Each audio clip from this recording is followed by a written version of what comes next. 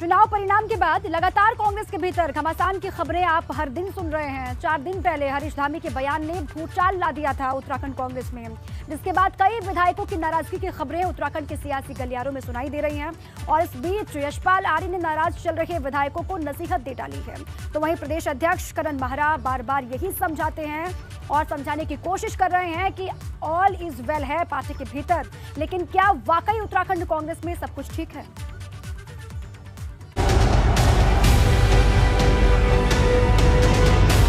कांग्रेस में बगावत तो कहीं ना कहीं कांग्रेस को डुबाने का काम प्रभारी ने किया है।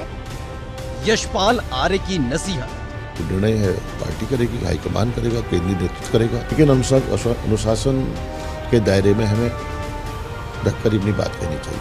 उत्तराखंड विधानसभा चुनाव में जीत का ख्वाब पाले बैठी कांग्रेस को 10 मार्च को झटका लगा था, जब सत्ता सिर्फ सपनों तक सीमित रह गई। ये पहला झटका जरूर था, लेकिन आखिरी नहीं, क्योंकि हार के बाद जो फैसले लिए गए उसने कांग्रेस को 2 धड़ों में बांट कर रख दिया।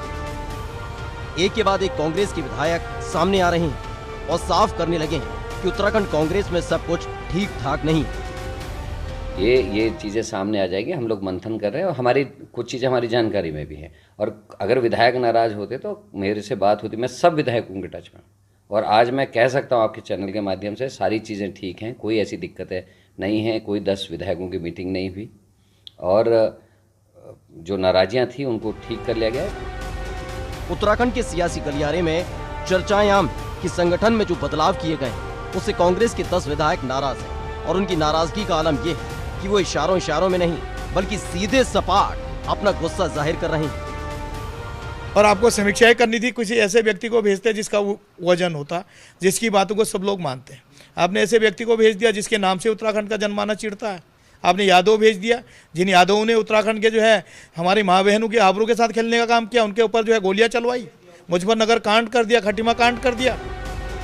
वो बात अलग है कि कांग्रेस के नए नवेले प्रदेश अध्यक्ष करण महरा ने इन बातों को हवा हवाई और कोरी अफवाह बताया था। न्यूज़ चैनल्स में चल रहा था कि 10 विधायकों की बैठक हो रही है, नई पार्टी का गठन होगा।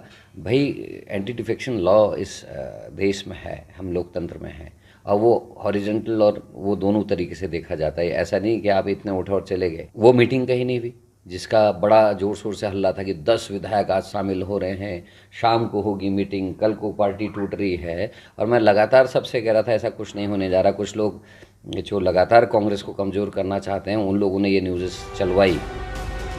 लेकिन 24 घंटे भी नहीं बीते कि नेता प्रतिपक्ष की कुर्सी पर विराजमान हुए यशपाल आर्य की नसीहत ने साफ कर दिया कि कांग्रेस के अंदर खाने जो पक रहा है उसमें बगावत की बू आने लगी है।